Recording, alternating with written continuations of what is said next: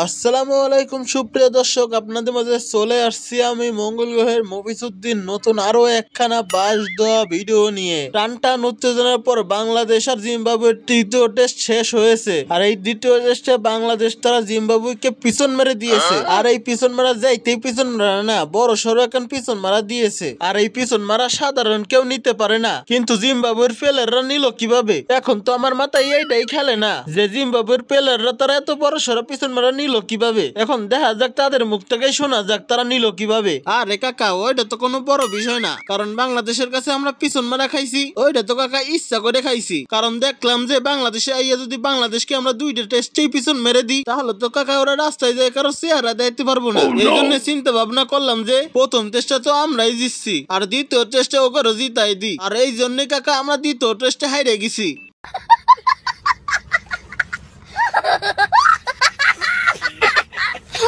আরে বেটা, ফাপর তো জীবনে অনেক মারলি, আর কত মারবি রে? তোরা যে কইলি দ্বিতীয় টেস্টে তোরা ইচ্ছা করে হাইরে গেছস, এত বড় ফাপর বেটা তোরা কেমনে মারলি রে যে তোরা ইচ্ছা করে হাইরে গেছস? পুরো পৃথিবীর মানুষ সবাই দেখছে যে তোরা কেমনে করে হাইরে গেছস, তারপরেও বেটা তোকে ফাপর কমলো না। লজ্জাজনক বিষয় বেটা। এখন অত কিছু না, তোর কাছে বেটা আমি একটা প্রশ্ন জিগামু, সেইটা হচ্ছে যে টেস্ট ম্যাচে এক এক দল কয়বার করে ব্যাট করে আর কয়বার করে বল করে, এইটা একটু বল তুই আমারে। আরে বেটা শান্ত, তুই এটা কোনো প্রশ্ন করলি রে বেটা? সারা পৃথিবীর মানুষ জানে যে টেস্ট ম্যাচে কয়বার ব্যাট করে আর কয়বার বল করে, আর তুই বেটা শান্ত কিছুই জানোস না যে কয়বার ব্যাট করে আর কয়বার বল করে। আর তোরে বেটা বাংলাদেশ দলের টিমের অধিনায়ক বানাইছে কেডা? তুই এইটাই জানোস না টেস্ট ম্যাচে কয়বার ব্যাট করে আর কয়বার বল করে? আর যে হালাই মনে হয় তোরে অধিনায়ক বানাইছে, সে হালাই মনে হয় আসলেই গাঞ্জা করছিল, না হলে তোর মতো একটা প্লেয়ার রে অধিনায়ক করে রে বেটা। সে জানেই না যে টেস্টে কয়বার ব্যাট করে আর কয়বার বল করে।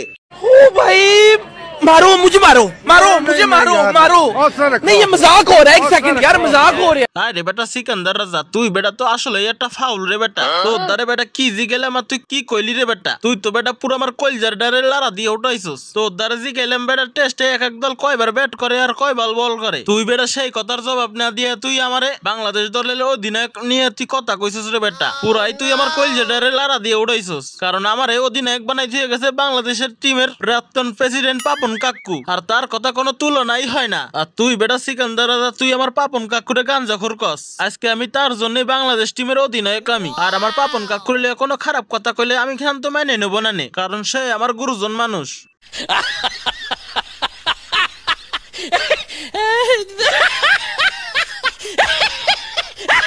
আরে বেটা শান্ত, পাপন কাকু তোর গুরুজন মানুষ, এটা তোর পার্সোনাল বিষয়। এই কথা তুই যদি আমাকে সামনে কস তাইলে কি হয় রে বেটা? এখন ওই সব বিষয় বাদ, আসল কথাই আসি। তো করে যে আমরা দ্বিতীয় ম্যাচে জিতাই দিছি বেটা, তো করে তো আমাকে থ্যাংক ইউ কওয়া উচিত, আর সেইটা না কইরা তুই বেটা আমাকে অপমান করতাছিস। বিষয়টা কিন্তু শান্ত ভালো লাগলো না। সমস্যা নাই গা, পরে তোমাকে লগে আমাকে যে ম্যাচ পড়বে ওই সময় তোমারে বুঝাই দিমু শান্ত যে আমরা তোমাদেরকে কি করতে পারি।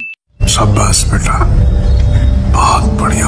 আরে বেটা, ফাপর মেরে আর লাভ নাই রে। তোমরা যে আমাকে লাগে পরের ম্যাচে কি করতে পারবা এটা আমি ভালো করে বুঝে আলাইছি, কারণ আমরা দ্বিতীয় টেস্টে তোমাকে যে পিছন মারা মারলাম রে, এইটা তোমরা সারা জীবনই মনে রাখবা। তাই আমি আর কোনো চিন্তা করি না যে তোমরা কি করতে পারবা না পারবা। समझ रहे हो समझ रहे हो ना? তো সুপ্রিয় দর্শক, ভিডিওটা আজ এই পর্যন্ত। যদি ভালো লাগে থাকে তাহলে লাইক করুন, কমেন্ট করুন। পরবর্তীতে মজার মজার ডাবিং ভিডিও পেতে চ্যানেলটিকে সাবস্ক্রাইব করে রাখুন। তো আজকের ভিডিও এই পর্যন্ত, কি আল্লাহ হাফেজ।